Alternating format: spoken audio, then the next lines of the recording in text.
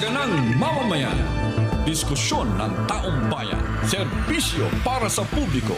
Usapang pamayanan. Saganang mamamayan. Programa para sa mamamayang Pilipino. Ay, araw po ngayon ng Lunes. Ako, Lunes. Huling Lunes na pala ng buwan ng Abril. Ano ha? Masayang Lunes, Nelson. Masayang Lunes dyan at masayang Lunes sa lahat ng ating mga kababayan. Lalong-lalo na po yung mga kababayan natin abroad. Yes, yung mga nasa ibayong dagat. Welcome po sa Saganang Mamamayan. Ayun, ano kaya ang meriendang Pinoy nila ngayon sa abroad, ano? Meron din kaya sa abroad ng balinghoy? Ay, yung kamuting kahoy. Kamuting na kahoy. Nilaga. Yan, Oh. Sa amin, sa probinsya, sinasawsaw yun sa yung alamang. Aba? Yung alamang na may mga talagang hipon, no? O kaya sa iba naman, yung bagoong isda. No? So, Ba? ang iba tataka sila, ba't yung sinasawsaw dyan? Nung tinikman, Masarap. may masarap pala niya. Bakit matagal na namin kinakain ito? Ganun pala, ano ha? Asukal kasi ang sausawan namin. Yun, asukal. Asukal na menyog. Oho. Sana po. O kaya naman yung ano pa ba masarap na merienda sa... Kasi makulimlim sa labas ngayon, Nelson, ha? Makulimlim, pero... Buong Metro Manila. Pero malinsangan. Yun nga lang. Mainit. Oo. Ang ihip ng hangin, pag dumampi sa balat mo, parang Masakit. masakit. Oo. Parang kang pinaplansya. Parang kayo ini-steam. Ay, nako. Tiyaga-tiyaga lang po. Kaya ang ating advice na, Nelson, pag aalis po kayo ng bahay, ay lagi kayo magbabaon ng tubig. Ano ha? Baon kayo ng tubig kahit na hindi po kayo nauuhaw, inom po kayo, lagok kayo ng tubig. Yes. Mas mahirap po yung yung kayo ay ma-heat stroke Oo. dahil po sa kulang tayo ng tubig sa katawan. Dehydrated. Wala kang kamalay-malay. Kataka kasi pinapawisan ka ng malamig. Ba't ba ako pinapawisan ng malamig? Yun pala naman, ikaw ay nagkukulang na ng fluid sa katawan. Ayun. Nung kami ay nag-training sa US Marine ng Navy, US Marines ng Hapon, Nelson, ha? US Marines ng Hapon. US Navy ng Hapon. Oo, Yan, US Navy ng Hapon. Yun ang training namin. Yun bang every 1 hour, inom ka ng tubig at isang baso, Isang dalawa. baso, totoo yan. Tama Kahit yan, ikaw yung nauuhaw o hindi nauuhaw, iinom ka. Tama yan. Part daw po ng kasi minsan pinagpapawisan ka, di mo napapansin, doon daw po nare-replenish yung tubig na nawawala sa iyong katawan. Tsaka kahit hindi mainit requirement na uminom tayo at least 2 liters a day. Ayun, oo. Yung iba kasi, di ba, nakagisna natin ay 8 glasses of water. Yan. Kulang pala yun Kasi pahit ng panahon. Oo. Yun lang pala, salita ka ng salita, nababawasan ka ng tubig sa katawan. Hindi mo napapansin. Yun po. Ugaliin na po natin yan. Ano, ha? Para naiingatan natin ang ating mga kalusugan. Ayan. Yan. Ano muna ang mainit na balita? Pero update muna tayo sa Saan? presyo ng produktong petrolyo. Kasi Ayun, may good news ata ulit tayo bukas. Gaya nga ng inaasahan natin, ito, bababa po ang diesel ng mula 10 pesos hanggang 11 pesos per liter. Ayan, Wala pa bang yung talagang sure na? Kasi ito parang estimated lang nila Oo, bukas na yan, di ba? Oo. Ang kerosene naman ay 10 to 11 din. Oo. Ang gasolina ay piso per liter. Pero gasolina, tataas. Hindi ba baba yan? tataas ba yan? Tataas yan. Naku po! Oo. Konti pa naman ang pinakarga ko kahapon. Sabi ko, In-expect mo, bababa Ay ngayon, bago umuwi ka ng bahay, magkarga ka Ganun ba? na kung gasolina ka. Talaga naman, Sa akin kasi diesel, kaya nabang-abang ko pa ito bukas. Nagkamali ako ng timing. Ayan. Tataas pa na ng piso? Yes. Oy. Pero ano nga po, yung sinasabi natin, sana, alam ko meron ng yun May report sure na. na. Kasi ito 10 to 11, Oo, estimated pa lang yan. estimated pa lang. Ito kayo ng umaga pa po ito Tama. O check nyo nga, Teka, yes, ang ating, Hanapin natin yan. si Ate Wendy. Sa oras na ito, 4:40, Sigurado na meron yan. ng may desisyon na Yes. bukas. Wala kasing announcement ng Pangulo Kasi na-expect ko dapat linggo, may announcement ng Pangulo Bababa. na magbababa. Kasi di ba Gagaya nung sinabi niyo dati. dalawang sunod Oo. Nung dalawang sunod na nagsabi ang Pangulo, naobliga yung mga petroleum company na sundin yung utos ng Pangulo. Di ba naalala mo nung nakaraan, ang ibababaan niya, ganito, ganyan. Sinabi ng Pangulo Inunahan ng Pangulo, ang strategy pala doon, gusto talagang unahan ng Pangulo yung announcement para hindi na, anong tawag doon, yung gawin ng petroleum company na hindi sagad yung pagbaba na son. Kaya daw pala inuunahan na ng Pangulo. Ayun. Kasi meron naman para sila mga expert na nagko-compute, ito po, mahal na Pangulong Bongbong, ito po talagang dapat ibaba. Kaya inaano sa ng Pangulo, inuunahan niya. Naobliga ngayong sumunod ang mga petroleum company. Oo nga. Ganun Ito na po. pala dyan. Oh, Ayan may hawak na ako eh. Ayan na po, sabi ko sa iyo, meron tayo niyan eh. Announcement pala ito ng Department of Energy Okay. na ito ay ginamit na nila yung Executive Order number 110 Okay. na nagdedeklara sa State of National Energy Emergency. At kaalinsabay nito ay meron ng mga ipatutupad na mandated adjustment. Ibig sabihin, ito dapat ang sundin. Ito na talaga. Oo. Oho. Ang diesel ay bababa minimum 12 pesos.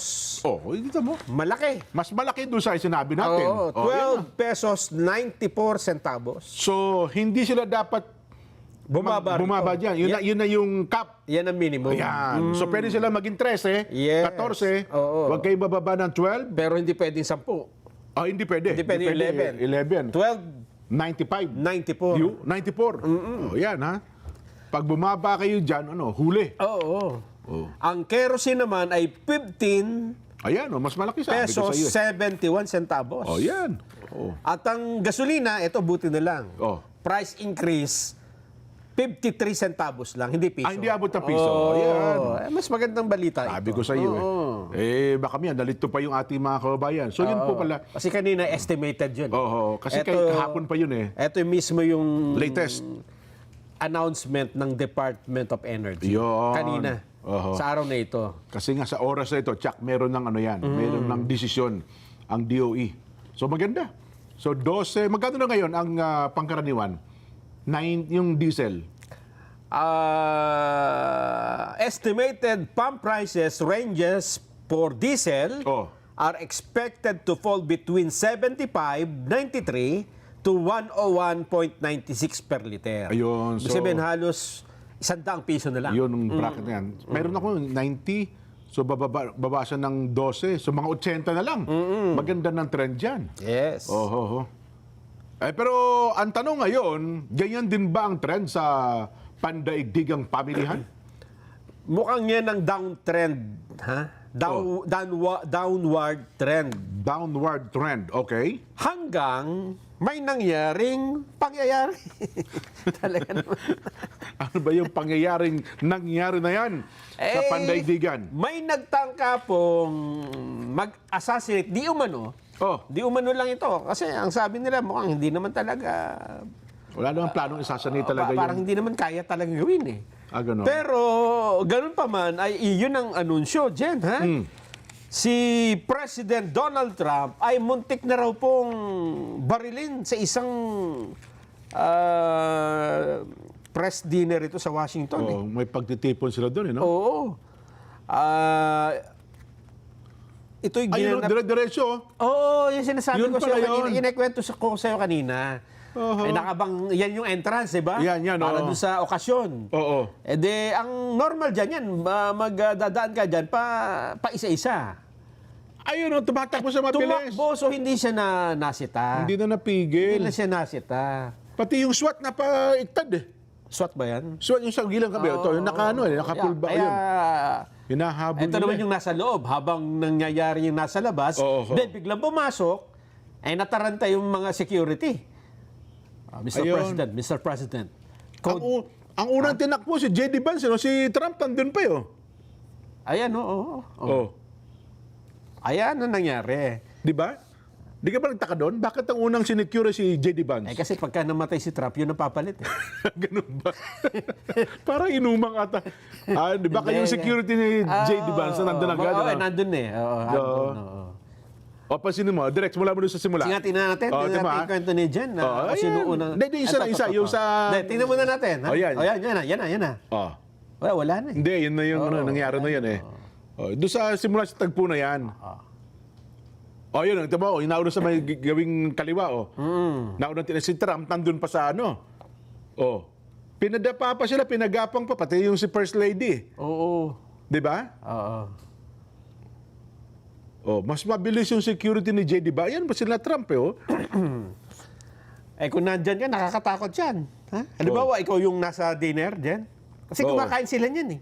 Ayun, kasi sumisigaw eh. Donald Duck! Sabi nga, Donald Duck! Donald Duck? Oo! Kaya napadak daw yung Buti mga... na, watch out, Duck! Sumigaw daw yung mga tao eh. Donald Duck! Ayun! Ayun, napadak talaga daw si Donald Trump eh. Oh. Ay, nakakatakot yan. Kasi dyan, sa pagkakataong yan dyan, hindi mo alam kung sino ang ano eh. Di ba? O siyempre, di si mo... At tapos makikita kami pumapasok na may mga hawak ng mga baril na mahahaba. Mga May, may mga dalang baril yan eh. Ikaw naman, nandyan, nakaupo. Hindi mo maintindihan kung anong nangyayari, di ba? Nakakatakot. Kasi pagpasok ka niya, pagtakbo, parang nagpapaputok ng baril eh. Di ba? 3 putok ba ang narinig o ilang putok daw ang ano? Ayun.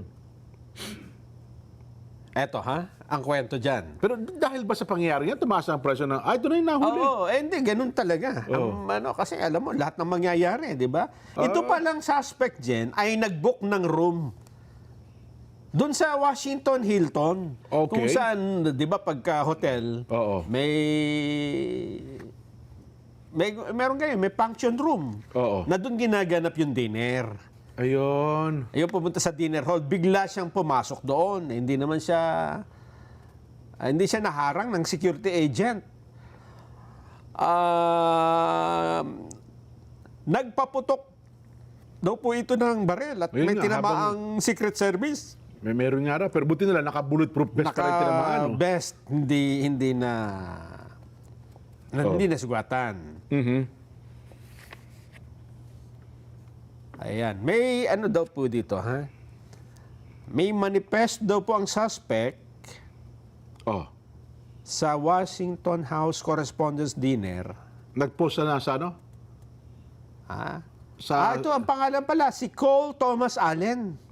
Cole Thomas Allen. Galit daw ito sa mga Kristiyano. Ito pala, Cole Allen. Naka-panggra ano pa. Iba pa lang kanyang Nakatoga. motibo. Game developer, engineer, scientist, teacher, C2 education. Ano ba, may gumagawa lang ng mga anggo-anggulo kung anong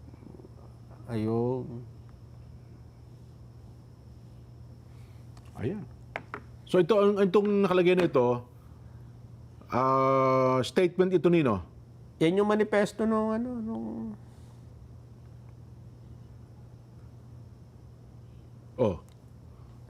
I apologize. Puro I apologize, no? To all people I traveled next to, all the workers who handled my luggage. Kasi kapag nga naman ganun, ay magiging suspect lahat ng mga nakasalamuha niya. Oo nga, no? I don't expect forgiveness.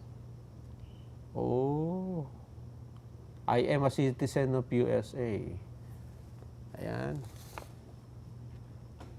Ang dahaba niyan. Yeah. Sige. So ano ang assessment daw ng mga tao dito sa suspect na ito? Mukhang mag-isa nga lang. Wala siyang...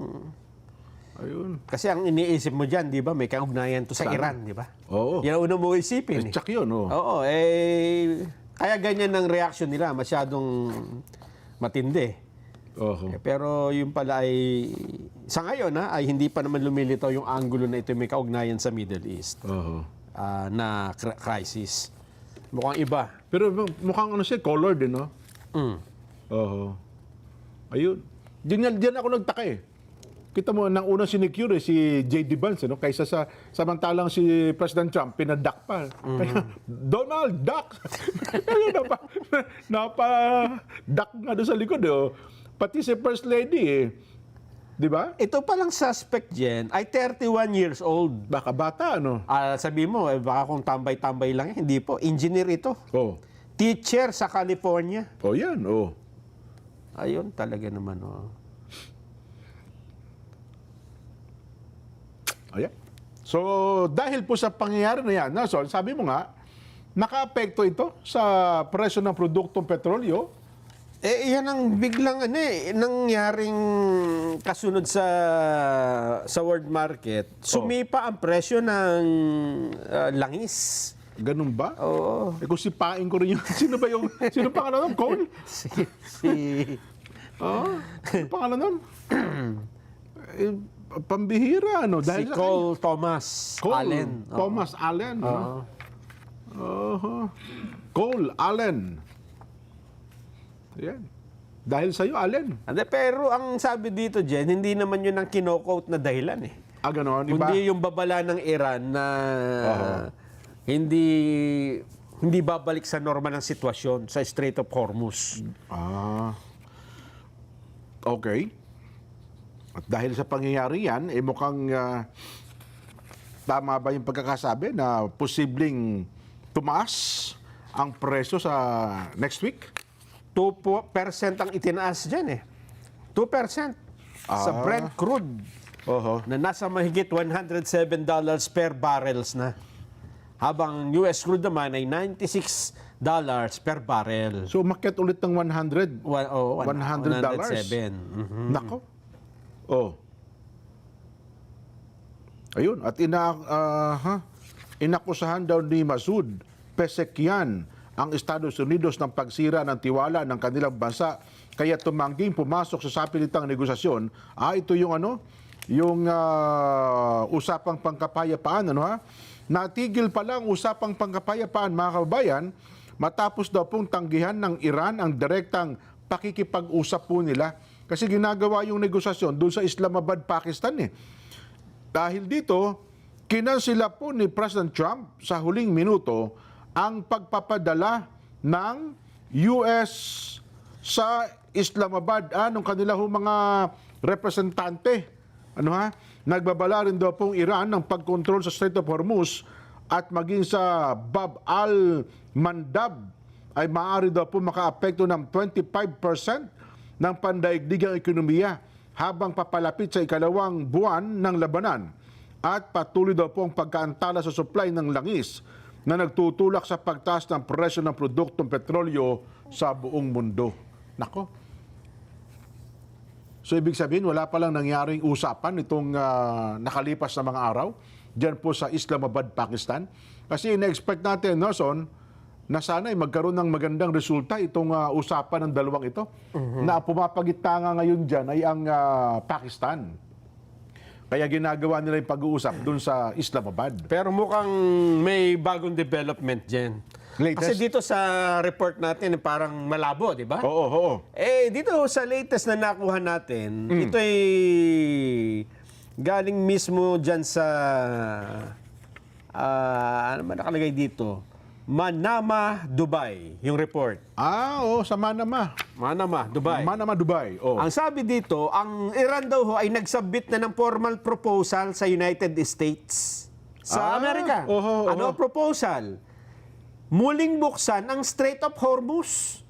Iran yan nag-propose, ha? Iran. At tapusin na ang labanan. Nako. Ayun. Harinawa, totoo. Ito daw hong proposal na ito ay idinliber via Pakistani mediators. Ayan, sabi ko sa iyo. Kaya mas malamang na magkaroon na ng ligtas na pagdaan dyan sa Strait of Hormuz. Ang kapalit ay tatanggalin na rin ng US yung naval blockade sa Iranian ports. Ayun. So ang kanilang kondisyon, bubuksan namin ng Strait of Hormuz, tanggalin nyo na yung blockade sa Iranian ports. Kasi kung bukas ang Strait of Hormuz, hindi man magamit ng mga ng Iranian, yung kanilang mga pier niya. Ayun, oo. So hindi kaya pala sila hindi nag-uusapan ng harapan through negotiators. Oo. May mga ginagamit silang mga kasi may mga mediators. Meron sila ng mga bukod kasi doon sa usapan talaga, meron pa mga backdoor negotiations na At mukhang doon nga raw sa backdoor negotiations, mukhang mas merong magandang nangyayari. Oo. Yun daw pala. Oo. Mukhang maganda pong development niyan dahil batay po sa latest monitoring, ang shipping activity dyan sa Strait of Hormuz ay wala na hong nakakaraan. Wala na nakakalagpas. Sa report ng April 25, Oh. 4 na commercial vessel na pa lamang ang nakalagpas sa Strait of Hormuz. Okay, oo. Di ba diba na libo-libo yan eh? Totoo. Araw-araw. Na iba dyan, nakatenga pa iba eh. Oo. Oh. Nireport din ng US Central Command na merong 38 na barko Oh. ang kanilang pinabalik dahil nga dun mula nang magsimula yung blockade. Ah. Ayun. Pero dahil sa development ngayon, Nelson, Ay mukhang baka, pagka nagkasundo, halimbawa sabihin ng US, Oho. total matagal-tagal na tayo naghihirap dito, pare-pareho, at sinisisi na rin ako ng mga kakampi ko. Sabi ni kawawa Trump. naman yung mga Oo. ibang bansa maliliit.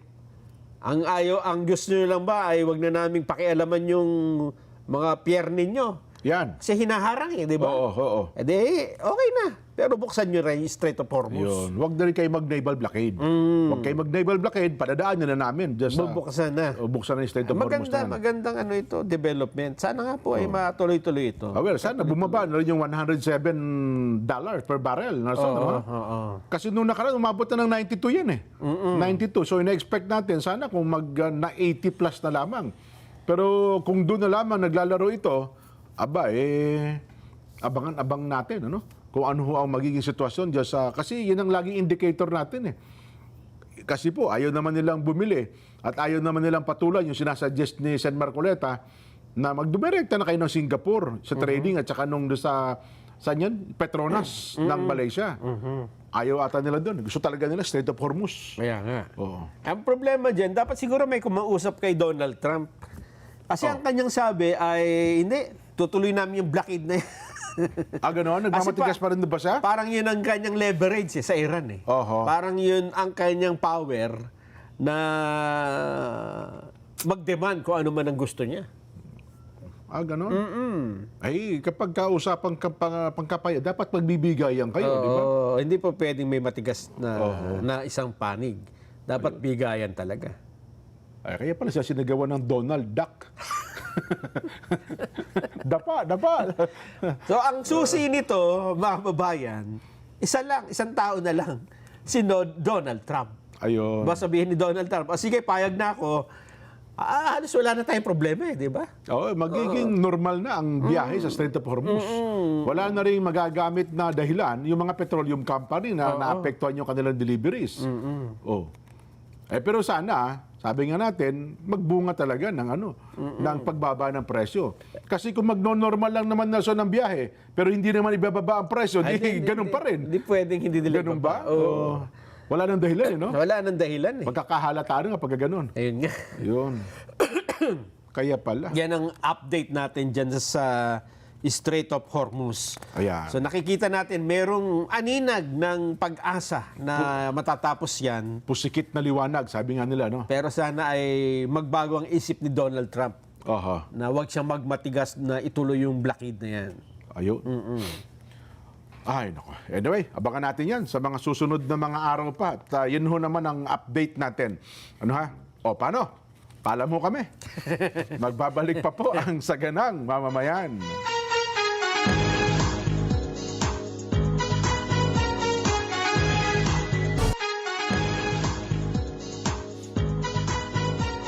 Mga kapatid, mga kabarangay, mga kasambahay, mga ka-SGM, panalo-klak na. Heto na po ang panalo tip para masulit ang budget natin sa bahay. Doon na tayo sa Always Panalo. Yan po, pure gold, pare ko. Mababa ang presyo, very convenient sa dami ng stores, nationwide at laging kumpleto. At meron din po Pure Gold mobile app. Kaya doon sa mga ayaw pa pong lumabas, pwede ho kayo mag-order, magpa-deliver gamit ang Pure Gold mobile. Download nyo na, Pure Gold mobile. At mahigit 50 taon na pong nagdadala ng ginhawa sa mga tahanang Pilipino. Subok sa tibay, siguradong kalidad.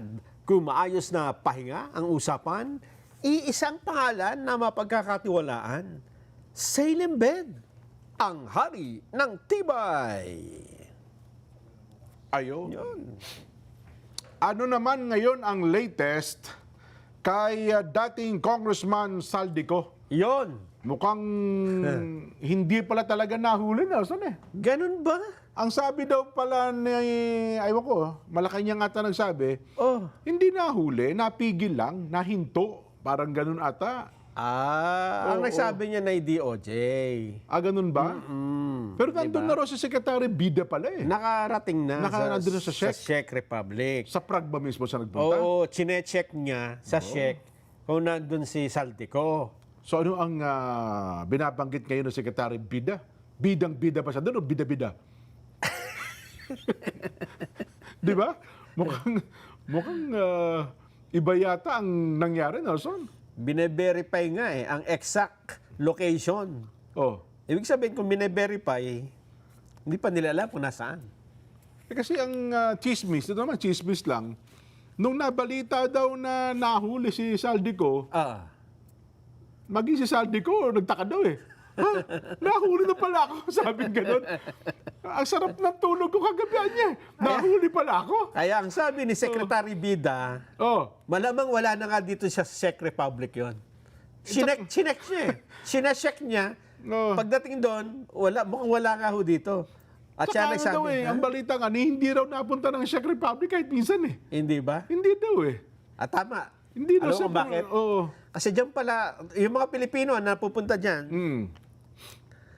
di ba may passport ka, di ba? Oo. Immigration yun, tatanungin ka, no? Oo naman. Are you business or... Are you lonesome tonight? Parang is this, what is the purpose of your travel? I'm tourist. I just want to see the beautiful places in your country. Okay. What country did you come from? I'm from the Philippines. Wow, Philippines. Tourist or terrorist? Sabi nga, tourist. Eto yung pinakahuling tanong, ang posibleng ma-deport ka, Jen. Anong tatanong yan? Kasi pagka daw yung tinanong, karamihan pinapa-deport eh. Pag anong tanong na yun? Spell Czechoslovakia. Ay, boss, uwi na ako. Bye, Shek. Wala mo talaga akong balak pumunta dyan eh. Kaya ngayon pala, yun pala yung dahilan. Kaya ang daming Pilipino sa Japan. Can you spell Czech Republic? Japan tsaka China. Sa Japan. Ano? May madali lang yung spell. Madali lang Ba't eh. kasi may spelling pa? Para na malaman kung talagang alam mo yung pupuntahan mo. Ha? Gano'n. Kasi baka kung saan pupunta eh. Gusto mo pumunta. Ba't ba ako nakapunta-punta pa rito? May spelling pala dito. Pinakaayaw ko nung high school ako. Spelling eh, no? Kaya maging mga taga-Czech Republic, ginawa check na lang sila eh. Oo, para mabilis.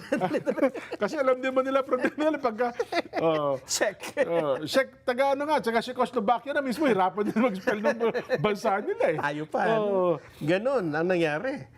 Kaya sabi mabigat. ni Secretary Bida, mukha nga pong na-release na sa Czech custody si Saldico. Hindi ako naman Secretary Bida. Sabihin mo na yung totoo. Kung na-release na, para bagang dating na dumating, nahuli. Na-custody. Na-release nga lang. Talaga daw ang balita, hindi ho siya nagpunta ng Czech Republic ata eh.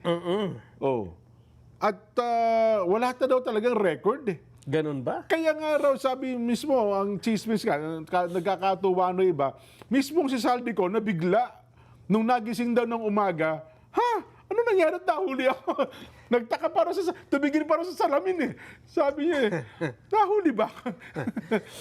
Ngayon, Nelson, ang gusto kong malaman, sino ang nagsabi sa Pangulo na kanyang pinaniwalaan? Tapos diba? in-announce ng Pangulo. Tapos in-announce siya. Di ba? Kasi kung halimbawa tayong dalawa lang nagsabi, Pangulong Bongbong, nahuli po si Saldico sa Prague. Ito po. Baka gulpihin pa tayo. Sino ka? Who you? Parang gano'n. Maniniwala, no? Di ba? Ibig sabihin, may nagsabi sa kanya Nakapanipaniwala. Talagang kapag kayo nagsalita, alam niyo hindi sa lolokohin. Hindi sa kukuryentehin. Di ba? Ngayon tuloy, hirap na hirap si Auntie Claire magpaliwanag kung paano lulusutan yung nahuli si Saldico. Yun nga. Di ba? Mahirap talaga. Paano mo ngayon, kung ikaw ang tagapagsalita ng Malacanang, paano mo ngayon babawiin yung bagay na yun? Pwede na sigurong nabigyan ho ng maling impormasyon eh. Ganun? Di ba? Kasi mali naman talaga yung impormasyon. Yun na nga, mali talaga impormasyon. Oo, kasi kung totoo, dapat makikita nila si Saldico dito. Oo. Kasi si Secretary Bida, nung dumating sa Prague, Oo. ay nakipagkita sa Czech Ministry of Justice. Kita mo? Yung kanyang counterpart. Oo. Di ba? Alam naman lokohin siya nun. Kaya nga, siguro tinatanong asa si Saldico. Malamang yung kasi sa atin, ng Justice Department, under niya ang immigration. Di ba? Nasa sa kanyang departamento yan eh. Siguro, ang Department of Justice ng Czech, ay under niya siguro ang immigration na natin, kanila. ganun nga. Oo. Tsaka man, di sila maglulukuhan siguro ng dalawa doon. Tapos, after niya makipagkita, ang statement niya, Oo. Ko may have been released from Czech custody. Hindi pa siya sigurado. Oo. Maaari anyang inirelease, ano? Maaari anyang ganun. Hindi, sabihin mo na, sir, talagang hindi. Totally, Okay, sabi hindi mo, talaga. hindi namin makita rito. Kasi parang binibigyan mo pa ng liwe na bumawi ang, pagdating pa ng Secretary Bida, napalaya, napaalis na. Ang basa ko dito, kaya niya ginamit yung may, Oo. no maaari, dahil maaari hindi nga din siya hinuli. Oo nga.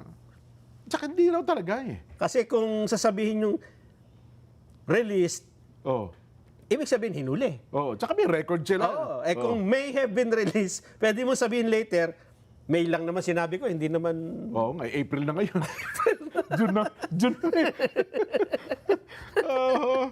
Pero ako, yun ang palaisipan sa akin. Kasi pag sinabi ng Pangulo, tatanong ng reporter na Malacanang, sino po ba ang nagsabi na pinaniwalaan ninyo? At nung nagsabi, pinaniwalaan ninyo, in-announce nyo kaagad. Pinost nyo pa sa inyong social media account. Di ba? Yun ang ano eh. Ay, teka lang, naghihintay ata na matagal, baka ito mainip ang ating reporter. At tanggapin natin, tapos tuloy pa rin natin ang ating talakayan sa bagay na yan, ha? Malacanang, iginiit daw po na lahat ng barangay sa Batangas ay bibigyan ng 200,000 na ayuda. Kasi nagre-reklamo si Kong Lian Libiste, Jen, yun na nga. sa post niya sa Facebook, na ang mga nabigyan daw nung pumunta dyan ng Pangulo, ay yung mga barangay lang na Kadikit daw yun. Kalyado ni Vilma Santos. Governor ba si... Governor si Ate B. Oo, at yung mga barangay na hindi sumusuporta sa kanya, ay hindi isinama. Nako, mali nga naman yun. Ano bang... Ito yung paliwanag ng Malacanang. Madeline Villar Moratillo, Match, anong paliwanag nila? Yes, Janet Nelson, dumapensa nga Malacanang sa akusasyon na merong 84 na barangay sa Batangas umano ang hindi nakasama sa binigyan ng tig 200,000 piso na ayuda sa ilalim ng programang Bawat Bayan Makikinabang. Giti Palace Press Officer Claire Castro, may ilang barangay ang hindi nakapagsumite ng kumpletong dokumento kaya di agad na ilabas ang pondo.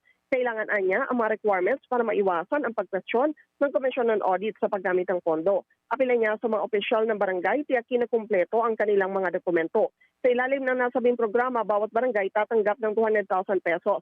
Ang kalahati dyan o yung 100,000 pesos pwedeng gamitin sa development of safety projects, kagaya ng street lighting, patrol vehicle, CCTV, power generators, para sa health center at maging sa mga evacuation facilities. Yung natitira ng mga kalahati ay pwedeng gamitin pang pondo para sa graduating college students para matiyak na makakatapos sila ng kanilang pag-aaral. Sa isang pahayag, sinabi naman Executive Secretary Ralph Recto na sa 1,078 na barangay sa Batangas, 980 na ang nakatanggap ng ayuda habang ang iba makakatanggap na rin kapag nakumpleto na nila yung kanilang mga dokumento. Balik sa inyo dyan, Janet Nelson. So lahat pala naman bibigyan, Mads? Yes, oo. Yun yung tinitiyak naman nila. Lahat daw bibigyan. Paano kung hindi na kumpleto? Yun lang hindi ba bibigyan ang dokumentong dapat isumite? Oo, yun yung sinasabi nila. Kailangan daw, para mabigyan ka, kailangan mag-submit ka ng documents na hinihingi. Pero wala naman ata sinabi ang Pangulong kailangan ng dokumento. Sabi, bibigyan lahat ng barangay. Pag sinabing lahat, di ba? Wala nang hahanapin dokumento kasi gagamitin naman sa proyektong pambayan pala, Mads eh. Oo, yun nga. So, antabayanan natin kung ano yung mangyayari sa mga darating na araw. Kung lahat ba nung higit 1,000 barangay na yun, mabibigyan. Ang nakakompleto lang daw ata ng dokumento, yung kakampi nila. Ba't ganun? Yun yung antabayanan natin. Anyway, Mads, thank you ha. Thank you. Okay, sige. Balik sa inyo dyan. Yan. Mamaya, bigyan pa natin ng detalye. Nandito yan sa mga, at papakinggan din natin yung mga binanggit naman ni Kong Lian Libiste. So, balikan natin si Saldico. Ginoong Saldico. So, paano ito ngayon re-resolbahin? Kasi sabi naman ni Secretary Bida, iwan ko kung totoo, hindi ako uuwing empty-handed. Ibig sabihin, Pag uwi niya, meron siyang dalang pasalubong siguro. Di ba? sinabi mo niya yon? Meron nakita ko sa social media ngayon. Sigurado ka?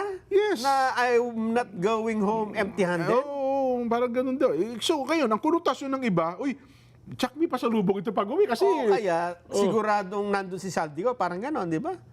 Maaaring ganun. Kasi ang punta niya doon, Jen, Oh. di ba, pagka inunawa mo ang mga statement, pupunta ka doon para kunin si Saldico, di ba? Oo, Yun kaya ang- ka nga siya. Parang susunduin mo siya. Oo. So, kung sinabi mo na hindi ako uuwi, na wala akong daladala, Oh. hindi pa salubong yon. Ay, hindi ba pasalubong yun? Akala ko, nag-text na ako. Sabi ko, Sek, ito po sa akin. Ganun ba? Ang aking size. Size 5 po ako, ganito ako. Tapos sapatos naman po, size 10, mga ganun. Hindi ba yun? Eh, sinabi niya pupunta siya doon para tingnan si Saldico eh. Oo. Para i-check yung kanyang kalagayan eh. Oho. At mapauwi eh. Tapos pag sinabi mong hindi ka uwing wala kang dala-dala, Oho. natural may dala ka yung mga damit-damit mo, di ba? Maleta siguro. Maleta. Maleta, oh. Luggage niya. Pero ang ibig sabihin nung hindi ka uwing walang dala-dala, si Saldico yun, di ba? Ah, yun ang magiging... Alam ko nang ibig sabihin niya. Oo. Alam ko nang ibig sabihin niya. ano ibig sabihin niya doon? Ibig sabihin nun, hindi na siya uuwi. Hindi, baka sa tingin ko naman, baka saywar lang yun, hindi kaya? Baka naman pagdating sa plant, lilisan, napunta ibang lugar, kung saan tukoy nila si Saldico, kung saan naroon. Tapos Kaya, kasama na niya si Pag-uwi niya. Atong Ang, no? oh yun, pwede. Doon sila nagpangipangita. Talaga naman, no? Pero hindi nga ba, talagang ano, di sabihin, sino ang nagparating talaga sa Pangulo, no? Ayun ang palaisipan Yun ang hanggang ngayon. palaisipan ngayon.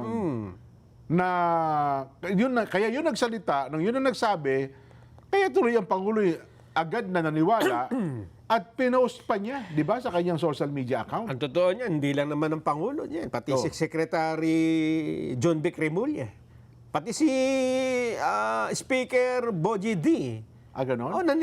Ang sabi niya, nako, ang magandang development ito, Pero ang naunang nagpahayag, ang Pangulo. ang Pangulo. Kaya ibig sabihin lahat sila naniwala na eh. Ganon? Oo. Baka naman galing kay John Vic, hindi kaya?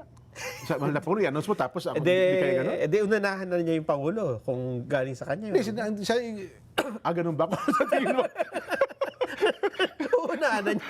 Hindi, ba? Ay, bakit pa ako na magsasabi nito, di ba? Hindi, kasi pagkatapos ng Pangulo, Sasabihin lang niya, mahal na Pangulo, baka kasi mali ito eh. Para wag ka na mapahiya, ako na mag-a-announce. ganon? Kaya palagi ko, hindi sa kanya galing. Hindi yan. kaya, no? Hindi kanya. Kasi meron agad siyang, di ba sabi ni Secretary Remulla, mga 1 linggo hanggang 3 linggo, mapapauwi na natin yan. Ganon. Ngayon, paano ito ngayon? Hindi pala nahuli. Kaya pala, lakas ng loob na magsalita ni pangalan nito, si Attorney Harry Roque. Si Attorney Harry Roque, nakikipaglaban pa ng pustahan. Di ba? Ang lakas pa ng loob niya. Paano ito? Mukhang vindicated pa si Secretary Harry Roque ngayon, di ba? Hindi, wag tayo magsalita ng tapos, Jen. Ganon? Baka sige may pag-asa pa. Nandun pa si Secretary Bida eh. Nasa SEC pa. Hindi pa siya umuwi eh. So pwede pa rin padala ng pasalubong. Wag nating husgahan. Malay natin pag-uwi niya, dala-dala na nga niya, di ba? Pag uwi niya, lulugo-lugo dito. Kasi ang sabi nga niya, I will definitely not result in coming home empty-handed. Kita mo, sabi ko sa iyo. Meron talaga si sinabi noon. At ang kanyang sinasabi dito ay yung pagpunta nga niya doon kay Saldico sa Czech Republic. Ang tinutukoy niya, talagang iuuwi niya si Saldico. Wala nang ibig sabihin iba pa yan. Saan niya kaya kukunin si Saldico? Ay, kaya nga hindi niya uuwi hanggang... Hindi niya? Kasubuan na to. Sabi niya, mahal na Pangulo. Total, nasabi ko na eh. Nakakaya namang umuwi ako nang wala si... Abangan ko na rito. Hahanapin ko na rito. Ganon. Di ba? Lagi pa lang smiling face si Secretary Bida, no? Ito, kahit na galit na, parang lagi pa nakatawa eh. Kaya nga. Wag natin siyang husgahan. Andun pa siya eh. Marami ang talaga. Hindi pa siya dyan, umuuwing bigo, ika nga. Maraming nabulaga dyan sa pangyayari yan, ha? Kaya nakita mo, Nason, isa sa mga nabigla nung nahuli si Saldico, si dating Speaker Martin Romualdez. Nagulantang siya, mukhang napilitan siyang magbigay din ng kanyang pahayag dahil nga sa ang pakiramdam niya, naku, pag nahuli ito, baka ako nang ituro.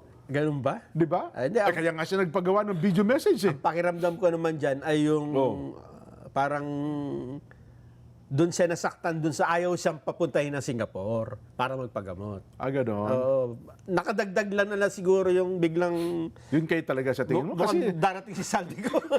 sabi kasi, kay Secretary Boying Rimulya, kunyari lang pupunta sa Singapore tapos ano na raw eh. I-escapo daw eh. Kaya nga. Di ba? Oo. Kaya hindi siya pinayagan. Hindi siya pinayagan. Nung nasabing nahuli na, yun, naglabas na siya ng kanyang mga statement. Delikado. At mukhang Unahan na natin to. feeling niya, delikado na siya. Yun nga. Doon sa kanyang statement naman, ang analysis tuloy ng iba, mukhang ibinaon niya lalo ang kanyang sarili. Hindi po ako ang mastermind. Di ba? Parang gano'n. Marami po kami. Parang gano'n ang kasunod nun. Oo. Sabi nga ni Sandante, kung hindi ka ang mastermind, sa statement po yan, alam mo kung sino ang mastermind. Di ba? Yun. Tapos hindi naman pala nahuli. Gusto daw bawiin yung statement eh. Hindi po ako yung AI po yun eh. Parang gusto sabihin. Hindi, ano yan, parang, alam nyo na mangyayari kapag diniin nyo ako. Parang ganun. Hindi, lalo na diin eh. Alam mo kung bakit? Bakit? Nasa balita ba? Na-freeze na po ang kanyang mga bank account. Ay, dinidiin na talaga. Dinidiin na talaga ngayon. Parang nararamdaman na niya. At ang kanyang mga insurance policies ay mukhang na-freeze na rin. Mukhang mahirapan nga siya. Matakin mo, nasa na April, di ba? Ilang araw na lang, May, June, July, in 3 months, magsosona na ang Pangulo. Nako, nga, no? Hinahanap ng taong bayan, sino ang big fish? Oo nga, no? Baka nga siya ang... Diba? Sa statement nga niya, parang sabi niya, hindi, ako nang gagawin yung scapegoat eh. Oo, kasi yun ang naramdaman din ata ni Speaker Martin eh. Di ba? Kasi nagsimula ang lahat ng ito, kung ating alagata Nelson, ang sinabi ng Pangulo, mahiya naman kayo. At saan niya ito sinabi? Doon sa kanyang zona. Aba, sino katabi niya? Di ba? Speaker. Oo nga. Hindi niya napasin, napalingon na sa mahiya naman kayo. Kapag ganun eh. Naku po. Ngayon, mag-iisang taon na yon. This coming, second Monday ng July bawat taon. Tama ba? O third Monday? Parang third Monday of ng July. February, yun ang zona ng Pangulo. Kapag wala pong nahuling big fish, sino ang sinasabihan ng Pangulo na mahiya naman kayo? Walang magiging resulta sa loob ng isang taon. Kasi dyan, parang dalawa lang no? Kung hindi ang mastermind ay nandun sa gumagawa ng budget, malilipat kasi sa executive no? Yun nga, sa kanya sinabi. Sa kanya maituturo. Sabi nga ni Speaker Martin, sabi niya, kami po sa batas, tagagawa lang kami ng ganito, ng budget, etc. At tinuturo nga niya, Executive Department Oo nga, diba? May banggit ng gano'n. Sa pamamagitan niya ng Department of Public Works and Highways. Di ba? Tsaka yung DBM. Yan. Ngayon po, paano ito ngayon? Ano ang magiging resulta sapagkat 20 bank accounts na ng ni Speaker ang naka-freeze ngayon at ang kanyang mga insurance. Nako. So, hindi mabigat ito. Talagang hindi na ito laglagan, sabi mo nga tulakan ito. Tulakan sa kumunoy ito.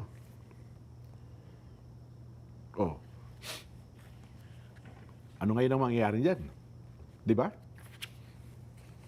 Si Saldico hindi na iuwi. Si Speaker Martin hindi nakalis.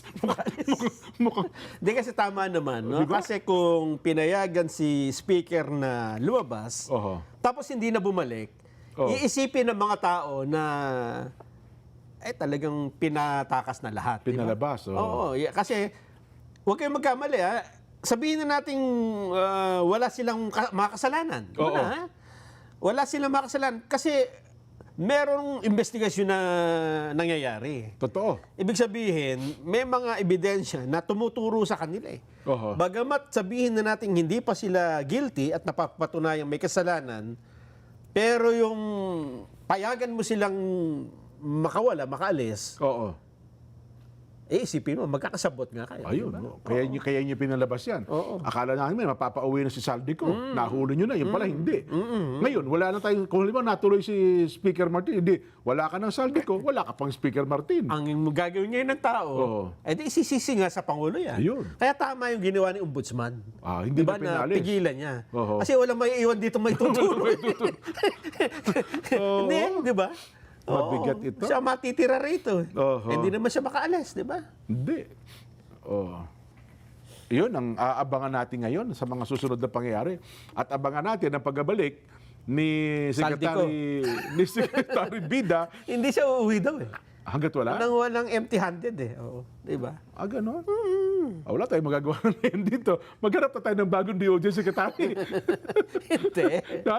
Diyan. Baka pag-uwi niya kasama na niya. So, Ay, baka kinukumbinsi pa lang. Mataas ang pag-asa mo na pag-uwi niya kasama si Saldico. Ako kasi naniniwala Oo. na hindi sasabihin ni Secretary Bida yun nang wala siyang pangahawakan. Kasi pwede naman pumunta siya doon na wag niya nang sabihin yung I will not come home empty-handed eh. Oo. Di ba? Pumunta ka na lang daw, wag mo na sabihin yon. Yun na nga. Sinabi mo yun. Ibig sabihin, meron kang matibay na pangahawakan. Di ba? Na pag uwi mo rito, kasama mo si Saldico. Ayun. Di ba? Sana nga. Maasa tayo. Asa tayo. O kaya naman. Kasi ako naman, akala ko, pagkakaintindi ko doon, hindi ako uwi. May pasalubong akong dala sa inyo. Parang Baka gano'n. nga, ganun na intindi na doon. Pag uwi dito, eto, dami-dami kong dala. Dala, may pasalubong ako, hindi ako empty-handed, ha? Oh. Yun, ang... Patay tayo. Ganun. Ay, nako. Magpalit na nga tayo pagka Oo. Ay, nako. Isa pa po, mga kababayan, lipatan natin yung paksa na yan. Kanina po, eto na, ang mainit na balita. Di ba noong nakaraan ay nagpatuloy yung pagdinig ng House Committee on Justice, House Justice Committee na son. Yes. At dito ay nabuyang-yang ang mga bank records Yun nga. ng pamilya Duterte, partikular na po ng mag-asawang BP Inday Sara at saka ni Attorney Mans Carpio. Yan. Oho. Sa pamamagitan po ito ng Anti-Money Laundering Council sapagkat sila po ay sinabina ng House Justice Committee. Sa araw na ito, ang kampo pala ni Attorney Mans Carpio ay naghain po ng reklamo. Saan ba ito nagreklamo? Sa QC. Quezon City Prosecutor's Office.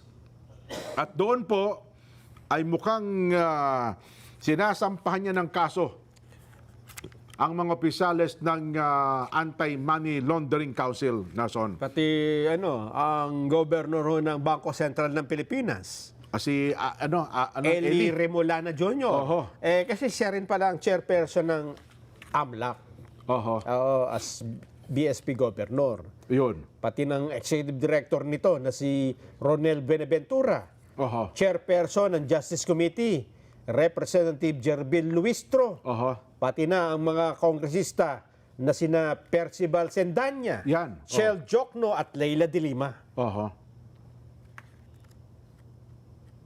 Ayan.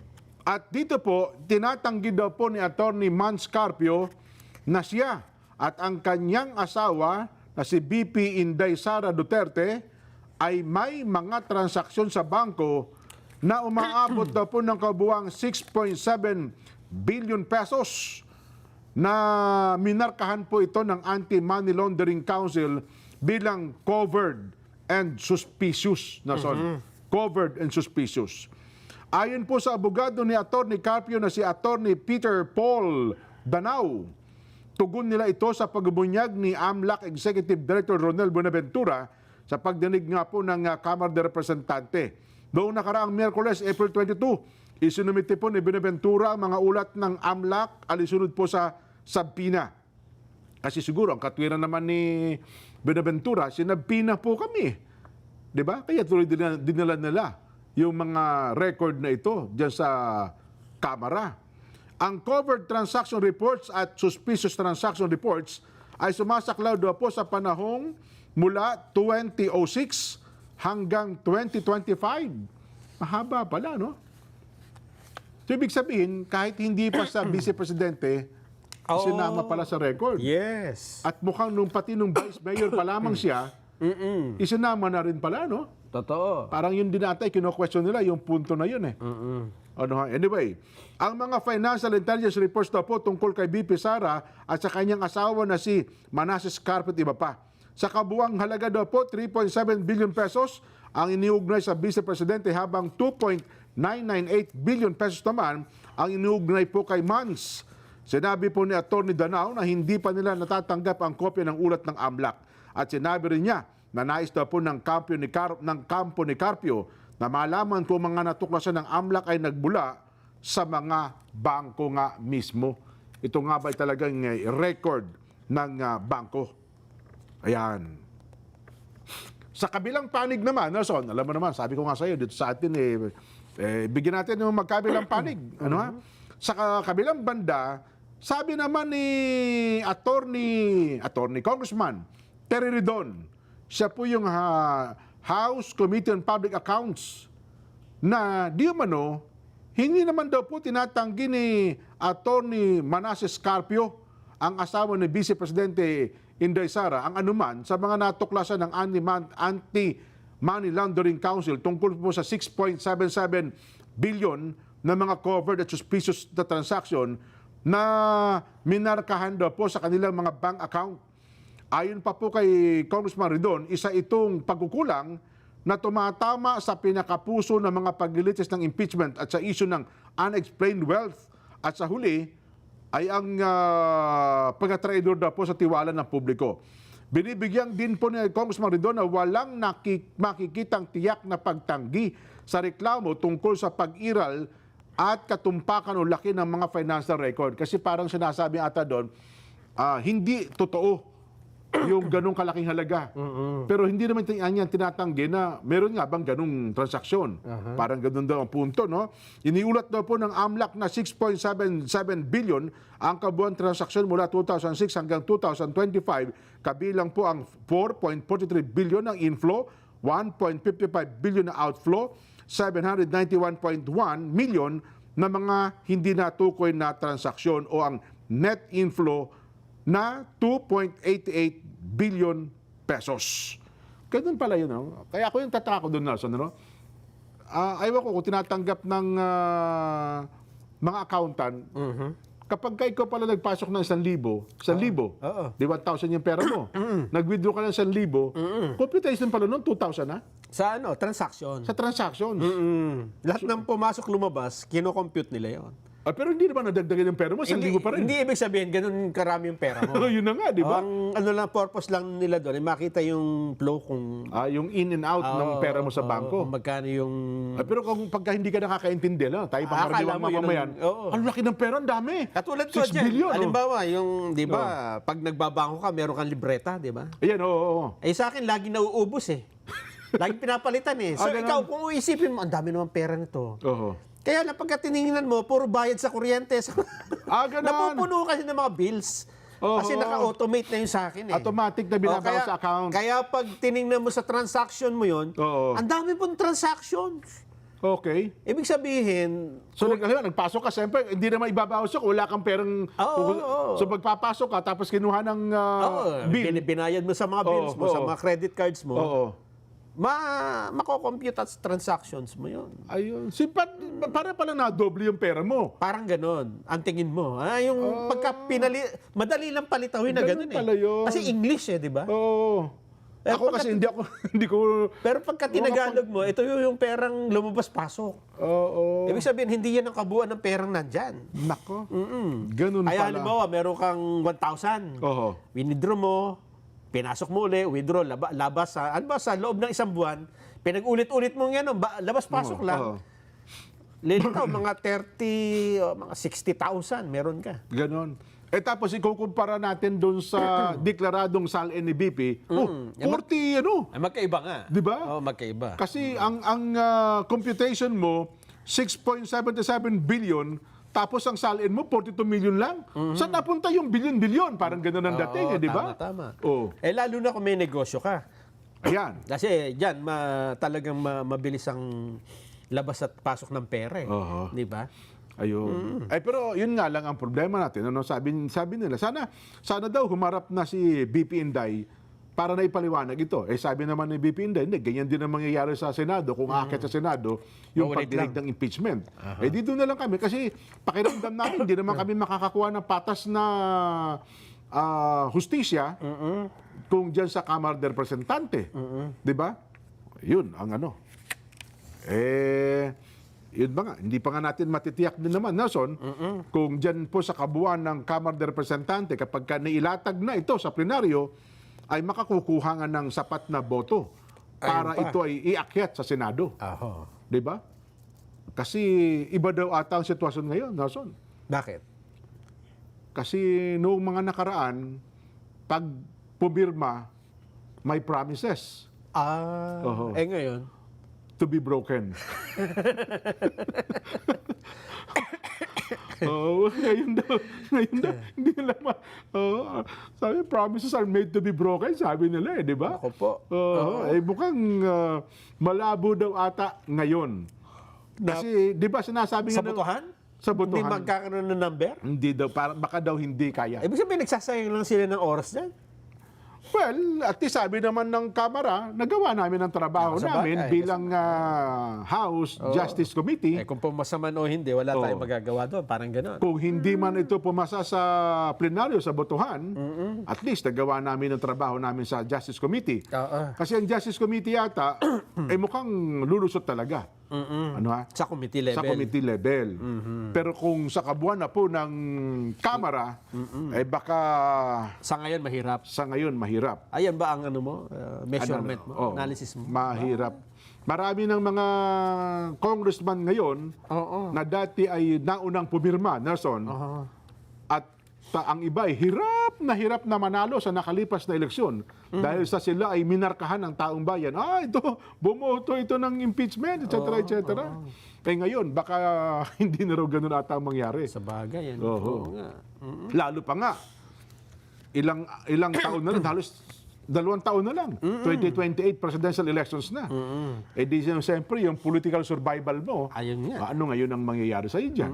Di ba? At hindi mo naman alam na, halimbawa, sabihin na nating manalo yung impeachment, matanggal Oho.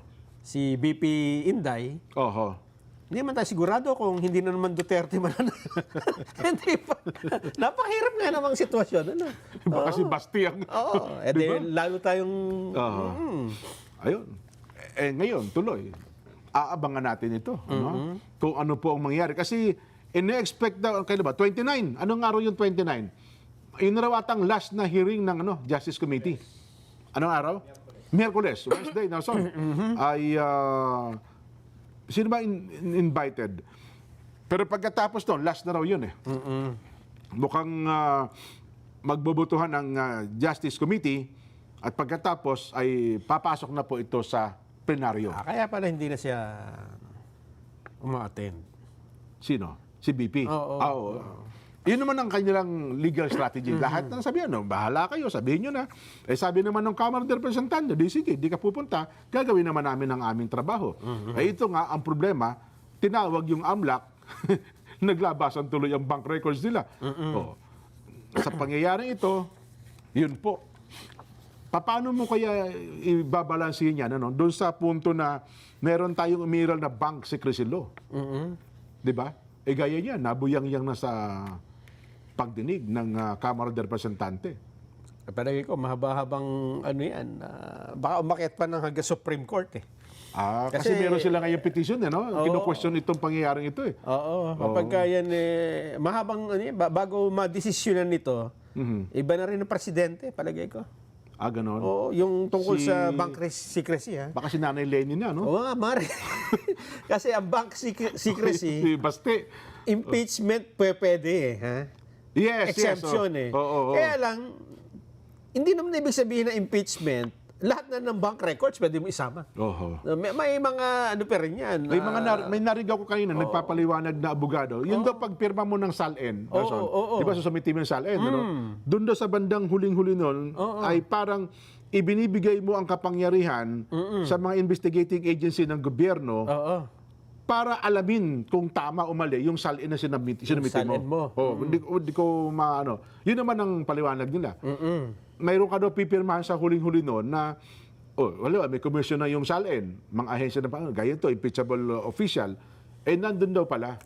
Well, ito. Kaya lang, Jen, halimbawa,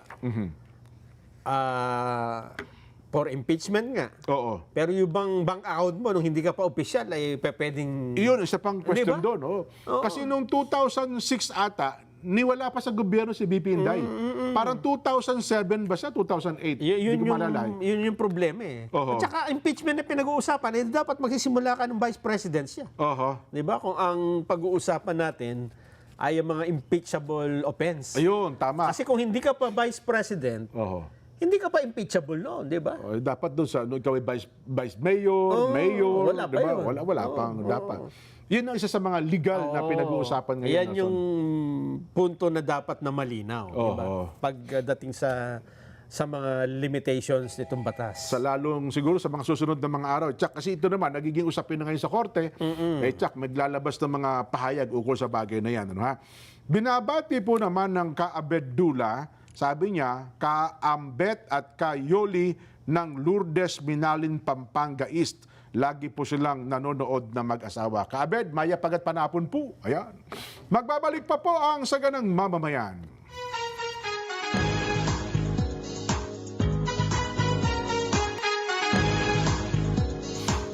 Nagbabalik po ang ating palatuntunan. Nelson, ito, balikan natin yung nireport ni Mads kanina. Yan. Tungkol doon kay, ano ba naging dahilan? Ba't parang nagagalit si Kong Lian Libiste doon sa gobernador ng Batangas? Nelson? Kasi nga daw, may nagre-reklamo mga barangay kapitan sa kanya Oho. na yung kanilang mga barangay ay hindi isinama. May excursion ba sila? Doon sa pagbibigay ng ayuda. Ganon. Pumunta doon yung Pangulo eh. Oh yes, nung isang araw. Kasama si Secretary Ralph Recto. At doon nga ipinagbigay alam na lahat kayo. Oho. Tapos, lumitaw na meron daw hindi mga kasali. Ito, pakinggan natin si Kong Lian Libiste. Ang kapal ng muka ng mga politiko na pinipigil ang pamimigay ng ayuda na hindi naman galing sa sarili nilang bulsa. Ayun. Oo. Sino sinasabihan niyang kapal ang muka? Pinaimbestigahan niya yung bawat barangay makikinabang. Bawat bayan makikinabang. Yan pala slogan ng project na yan eh. At iba pang ayuda program. Ayun. Hindi daw inimbitahan ang 84 na barangay Nako. mula sa kanyang distrito. Oho. Ibig sabihin, di ba taga Batangas nga yan? Ano ba siya? Second district o first district? Second district ata si... So yung mga barangay niya, hindi sinama doon sa bibigyan ng take to 200, ano ba to? 200,000 pesos. Oo. Oh. Ang dahilan, masama nga daw po ang loob ni Batangas Governor Vilma Santos dahil natalo siya doon sa Distrito niya. Okay. Oo. Oh. Pagkatapos itong punahin, agad naman nangako ang Malacanang na ibinigay ang 200,000 na ayuda sa mga barangay. Ayun. Sige nga, pakinggan nga natin. May mga barangays na hindi binigyan ng 200,000 kahit na pinangako ni President Marcos na lahat ay mabibigyan dahil sinabi ng Liga ng Barangay President ng Batangas na galing sa Lipa na ito ay dahil sa tampo sa kanila ni Governor Vilma Santos Recto. Ayun. Dapat pag ganun, gobernador, ikaw ang... Sige, tapos na naman ang eleksyon, Nelson. Ano ha? Ganun na nangyari. Oh. Ang sabi naman ni Secretary Recto, hindi naman totoo yan. Na-late lang. Bibigyan lahat. Oo. Kaya para sabi ng report ni Mads kanina, magsasabit lang kayo ng mga kaukulang dokumento. Ibig sabihin, talaga hindi sila naimbitahan. Hindi sila naimbitahan. Kasi hindi nila alam ata no? Yun na nga. Hindi, ang tanong nga doon, yun bang mga nabigyan, nagsabit ba ng kaukulang dokumento? Wala. Ayun nga pala. Di ba? Oo. bantakin mo, bakit naman lahat sila nakapagsubmit ng dokumento? Pero linawin natin, ito Oo. ay walang kaugnayan ng Pangulo dyan, ha? Wala. Yan away ng lokal, eh. Di ba? Lokal na Oo, politika yan. Si Gob at ni Kong Lean, eh. Oho.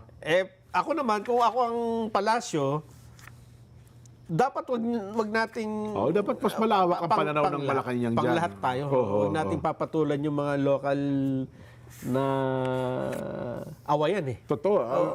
Ako nga, sabi ko nga, di ba, nung nakaraang administrasyon, may mga probinsya dyan na yung Pangulong Duterte, lagi siyang binabatikos. Pero yun pang una yan. Kaya nga masama ang loob ng ibang kakampi niya. Pinapriority daw yung mga taong nagagalit sa kanya, binabatikos siya. Pero sana, ganun sa Pangulong Bongbong, mukhang ganun din naman, Nelson, eh. Oo. Di ba, yung mga probinsya na Kaya nga nung galit sa nalaman kanya, nalaman nila na, ganun pala, may reklamo pala si Kong Lebiste. Oho. Ade, pinalahat na. yan. O, pinaimbestigahan. Aba, tama naman po yun. Kasi gayan, pagkatapos ng eleksyon, dapat wala nang Ang eleksyon po, isang araw lang yan eh. Pag natapos ng eleksyon, lahat kayo dapat dyan magkakasundo-sundo na kayo. Kasi kapag halimbawa, pinili nyo po yung mga barangay dyan sa bahagi ng Batangas, mamamayan nyo rin po yan. Ngayon, kung tinulungan nyo, nagkamali pala tayo nung nakaraan, di ba? Sa susunod na eleksyon, hindi lang naman, ilang term ba ang gobernador? 3 term, di ba? Pareho na sila. Sunod-sunod. Siyam na taon pala yun. Oo. 3 consecutive years. Yes, tapos papahinga ka ng 3 taon, ikaw uli. Oo, yun. Pwede na naman, eh. Bagay, ilang taon na ba si Ate B ngayon? May 16 na ba si Ate B? Batang-bata pa si Ate B, no? Malagpas na. Senior citizen na ba? Sa tingin ko parang mga 45 years old na si Ate B. Bata pa ako, Bata. Darna na yan. Ganun ba? Oo. Hindi, at least nandiyan naman si Lucky Manzano. Siguro kung medyo... Ang problema si Lucky, hindi ata nakalaki, no? Unlucky, oo. Unlucky. Saan nakalipas Sa na eleksyon? politika. Tama. Oo. Pero ako naman, bilang representante, tama din naman. 72. Ha? 72. Si Ate B, 72 na ba yan? Baka may panira, makademanda tayo, ha? 72. Totoo. Naniniwala ka ba, Nelson? 72? 72 years old na raw ang Pangulong. Ang Pangulo si Ate B?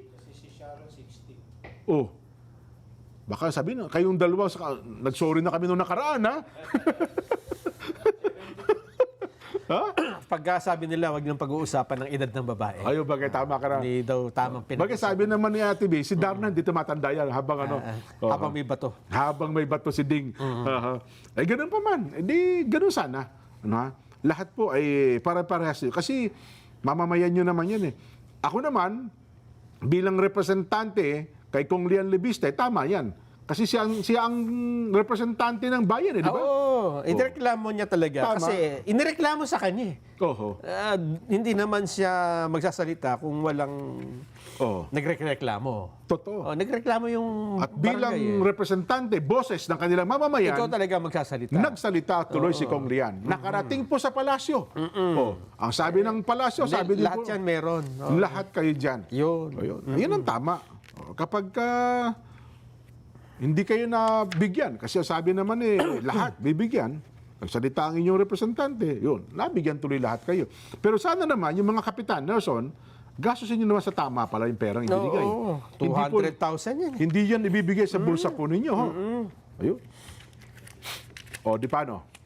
Pati muna tayo dyan. Sige, sino ba yan? Ito po ay nagdaraos sila ng anniversary ng kasal dyan. Uy, happy wedding anniversary po sa inyo. At ang pagbate ay mula pa sa Bilbao, Spain. Aba! Kay oh. tatay and nanay, naku, di mo binigyan ng pangalan. 41st anniversary. Ayan. Tatay at nanay ninyo yan. Tatay and nanay ni Kuya Patrick De La Rosa. Ayun. Kung sino man po ang tatay at nanay ni Kuya Patrick De La Rosa ng Bilbao, Spain, Mga alam na nila kung opo, sino eh. Oh. binabati po namin ng 41, 41st Yes. wedding anniversary. Ayan. Mr. and Mrs. De La Rosa. Yes. Kasama na si Bato De La Rosa dyan. Ayun. Ito pa. Happy birthday din daw kay brother Eric Luna ng Falcon Ridge, Canada. Mga taga-Canada po naman sila. Ha? Mga estudyante. Nelson, ito, habol pa natin ito. Alam mo naman, sa mga estudyante, dapat may handa nyo po ang inyong mga sarili. Ito, nagkaroon pala ng pagdinig sa Senado tungkol po sa magkakaroon daw po ng reforma sa Commission on Higher Education, Luzon, Technical Education and Skills Development Authority o TESDA, maging sa state universities and colleges, SUCs, at local universities and colleges at mga scholarship program. Ibinabanggit po ni Senadora Loren Ligarda, gagawin na raw pong moderno ang pamamahala ng higher at technical education, pagpapalakas daw po ng quality assurance, at pagpapalawak daw po ng scholarship para sa mga estudyante. At ang mga batas daw po ng CHED at TESDA ay matagal ng luma at hindi na po akma sa kasalukuyang pangangailangan sa edukasyon. Ang isa sa mga natuklasan parang problema, mga kababayan, pakinggan niyo po ito ha. Ang mga local universities at colleges, kabilang daw po, ay hindi pantay ang sahod ng mga teacher. Kailangan para po ng accreditation na nakakaapekto naman ito sa kalidad ng edukasyon. Kasama daw po sa sinusulong na reforma ang mas malawak na otonomiya para po sa mga state universities and colleges, mas matibay na pamamahala sa mga board, pagtatatag ng mga leadership academy at pagreorganisa sa TESDA. Alam niyo po kung itong TESDA, Nelson, maging epektibo. Kasi skills development ito eh. Totoo. Pagka-graduate niya po ng high school, ganyan, meron kasing K-12 na tayo, no? High school, kasi yung TESDA po, yung 6 months training, at kung makakuha ng tagong NC, may mga certificate dyan na NC2, NC3, di ko lang po alam kung paano pagkakasunod-sunod. Dapat yan, skilled ka na, Nelson. Yes. Na pwede ka na magtrabaho, batay doon sa pinag-aralan mong kurso, doon po sa TESDA. Yeah. At ang comparison nito, kung ano yung kailangan ng industriya, yun ang dapat ituturo doon sa TESDA Training Center. Halimbawa, marami hong nag-aaral ng Nihongo, salita ng iba't ibang mga wika. Marami ng training ngayon, Nelson, ha? Yung Japan, 6 months hanggang 1 year, pwede ka na magtrabaho direkta sa Japan kung meron ka mga ganitong mga pag-aaral. At nagbibigay po ng pag-aaral dito ang TESDA. Yun hong welder, yun hong kung ano-ano pa man. Marami na pong kurso. Pati nga yung cellphone repair na Di ba? O yan po. Iba na rin po yung meron tayong mga kakayahan at kaalaman, kasanayan, para naman po pag nagtrabaho kayo, ay mapapakinabangan ng ating pinapasukan. Tama. Yan. Pati sa mga sa BPO. Di ba? Yan po. Mahalaking tulong. Well, ang problema nga lang, siguro, bagay sa TESDA ngayon, bago na ang Director General, si dating Congressman Kiko Benitez. Siya na pala ngayon ng TESDA Director General. Ganun Ayun, ba? kapatid ni Deputy Speaker Albi Benitez ng Bacolod. Sana mapalawak pa natin, napakalaking bagay yan. At saka yung mga scholarship program. Ngayon ata, ginagawa ng, sa part naman ng DepEd, nire-review ata nila scholarship program, Nelson.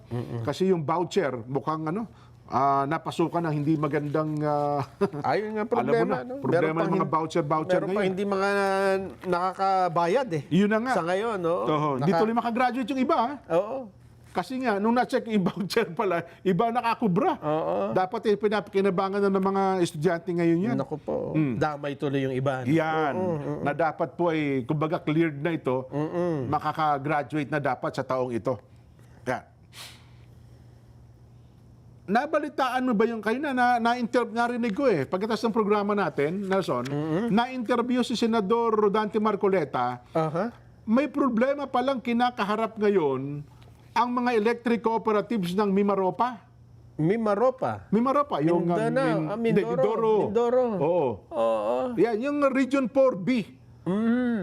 Napakalaki daw, umaabot na yata ng 10 billion pesos ang pagkakautang ng mga electric cooperatives. Naku po, ang laki. At hindi daw po nila nababayaran. At baka makalipas sa 1 buwan hanggang 2 buwan, Nelson, ang mga probinsya sa Mimaropa ay makakaranas po ng blackout. Kung sa bagay dyan, noon pa, di ba? Yun na nga, yung Yan ang Mindoro problema area, nila dyan Laging walang kuryente din Wala pong kuryente, iba dyan scheduled. Saan sila may utang? Doon sa yun nung electric cooperatives, anong tawag ito? Yung mga SPAG area na ito, sa National Power Corporation ata, Napocor. Hindi ko alam paano, kasi ipinapaliwanag niya kanina, dapat niya hindi ito nangyayari. Ang sabi naman daw po ng mga electric cooperatives, mula nung tumaas ang presyo ng produktong petrolyo, kasi mga probinsya pala ito, Nelson, gumagamit sila ng crudo Yes. sa pagpapatakbo nung kanilang power, iba kasi dyan, barge Oo. Lalo yung Marinduque, area na yan. Ang nagbibigay po ng kuryente dyan sa kanila, barge. Ang barge po, pinatatakbo ng diesel, crudo. Doble na po ang presyo ng crudo. Hindi Tapos ka naman, baon pa sila sa utang. tas hindi ka naman makataas ng singil. Wala, hindi ka makataas ng singil basta-basta. Oo. Yun po ang ngayon, kinakaharap po. Ito daw po, hindi masusolusyonan. Sa lalong madaling panahon, Nelson, total blackout po ang mangyayari diyan po sa mga probinsya ng Mimaropa. Siguro magtanong tayo sa mga susunod na araw, yung National Electrification Administration, DOE, at saka sa mga taga riyan po, yung mga gobernador daw, Nelson, ng Mimaropa, ay hindi na po nila halos malaman kung anong gagawing hakbang sa problemang paparating na ito. Papasok pa ang El Nino. Nako po. Yun. Daming problema. Mabuti na lamang, nagdiriwang din po ng kanilang anniversary. Sino ito? Si May Ann at saka si Jonas Quijano. Ayun. Happy 8th wedding anniversary to May Ann at saka si Jonas Quijano. Yan. Sino pa? Okay, yun lang daw, Nelson. Oho. Problemang kuryente, no? Problemang kuryente, oh. Sa ngayon dyan, pagka nag-browse ka ng social media, makikita mo, ipinopost ng mga tao yung kanilang electric bill, no? Oo, nag-viral Electric- ngayon yan. Tapos pinapakita dito kung, ang liit lang pala ng dapat kong bayaran. Ang dami kong binabayaran, hindi pala akong... Pati para senior citizen, kung ano. yung Yung mga- interview natin kay Jos Aldariaga kaninang umaga. wala silang Yun. magagawa. Walang, Kasi sabi nila, may batas mandato. Oo, taga-kolekta lang sila eh. Pero alam mo ba, ngayon lang natin napansin, samantalang ang batas niyan, 20 years ago na, ipiralo yan Matagal na. Under ipiralo. Kaya nila napansin yan ngayon kasi wala na silang pera. Ang laki ng binabayaran natin sa kuryente. Oo. Oo. Oo. Nako. Ako naman, Jen, ang napansin ko, kahapon kasi pumunta ako ng isang mall dyan sa Cubao eh. Oo, Cubao. Napakatanga ako eh. Ha? Ba? Pero hindi na ako kakanta. Sige. Kasi wala naman ako nakitang saksakan ng ganda eh. Oo. Alam mo ba ng mga CR pala dyan, may bayad lahat? Yung Gateway Mall? Ang ganun. Dati wala naman eh. Baka naman pagtas mo may magsiya, may masahe. Maganda naman. Ang tawag nga nila, lounge eh, di ba? Kaya lang kahit na sabihin natin lounge, Baka membership lounge yung napunta mo, hindi public CR. hindi. Lahat ng floor, nagtanong ka ba? ganun ba? Meron ba libre dito? Sabi niya, wala eh. Ganun. Kasi kung ang purpose mo lang talaga ay Mag-window shopping. Gala-gala lang. wala kang pera, Malamig-lamig. di ba? Tapos na gusto mo na umihi, pumunta ng CR, di ba? Oo. Magbabayad ka 10 pesos. Kaya ganun ba? Nagkataon, Jen, na ang pera ko ay puro... Lilibuhin, wala kang 10 1,000. piso. Nakakaya na ibayad, di ba? Paano ihina ako? Paano kung... Nako. Di napilitan akong mamalimos muna. Eto napansin ko, hindi ko na pinoblema yung may bayad. Okay lang magbayad kung maganda naman, di ba? Oo. Yung palang 10 piso na yan, nakita ko doon sa resibo, meron pa palang 12% VAT yan. Pinatungan pa pala na. Totoo? Oo. Yung bayad mo sa CRM May 12% VAT. Ibig sabihin, ito ang punto natin dito eh. Hindi na nga naibigay ng gobyerno ang kanyang serbisyo na dapat may public comfort room, di ba? Na maayos sa mga lugar na pampubliko, sisingilin ka pa ng buwis. Ganun. Basta puso yung 10 piso na yun, mayroon pang 12% VAT pa pala yun? Oo, 12%, mahigit piso. Oo, 1.20. Ganun Kaya ba? ako bilang isang Pilipino, ay masakit sa damdamin eh, no? Pero di ba dapat obligasyon na ng mall yun? Ayun, number one. Oo. Number two, pag pumunta ka sa abroad, wow, ang gaganda ng CR eh. Yes, oh. Yung binabayaran mo 10 piso, mas, doon CR lang. Nakakahiya pa nga. Dito oh. tatawagin mong lounge para Oo. na makasingil ka ng 10, di ba? Nako. Ako parang sa mga negosyante, hindi ba parang sobra naman, di ba? Oo, At sa gobyerno, mas sobra naman. Pinayagan mo na yung mall na negosyo pinagkakitaan pa nila, no? na dapat talaga may CR. Alam ko, sa batas talaga may CR dapat, di ba? Oh, siyempre, alam ka naman maglagay ka ng muna. Mamamaho ang mga kanto niyan. Pinayagan mo ng sumingil sa mga customer niya, Oo. humati ka pa ng buwis. Di ba? Grabe. Para sobra naman yata. Ay, naku. Sa ibang araw pag-usapan natin yan, Nelson, ano, ha? Happy viewing po kay Tatay Ernesto Malilay Sr. Diyan daw po sa General Santos City. Ayan. Tatay Ernesto, magandang hapon po. Ano, ha? Happy viewing din daw po sa mga taga Centerville. Ayun, binabati po kayo ng Kuya Abet Malate. Tatay Juan at Nanay Vilma Mercurio diyan po sa Kanaynayan, Santa Cruz, Zambales. Ka Sunny Korea at ka Mami Rose, San Ayan. Diego, California. Ayun, Ayan. magandang hapon po. Sana yung okay na okay kayo dyan. At ano, si ha? Kuya Del Bahe dyan sa Lantaw. Lantau, Hong Kong. Ayun. Resty Bugarin sa Korea. At Benny Valdez Sr. Asa ba si ka, Benny? Las Piñas yan. Las Piñas. CAA, Las Piñas. Ayun. Ito na po ang ating palatuntunang saganang mamamayan. Ang programang paborito ng bayan at sa umaga, alas 5, mga balitang kompleto at totoo, 100%. Bye!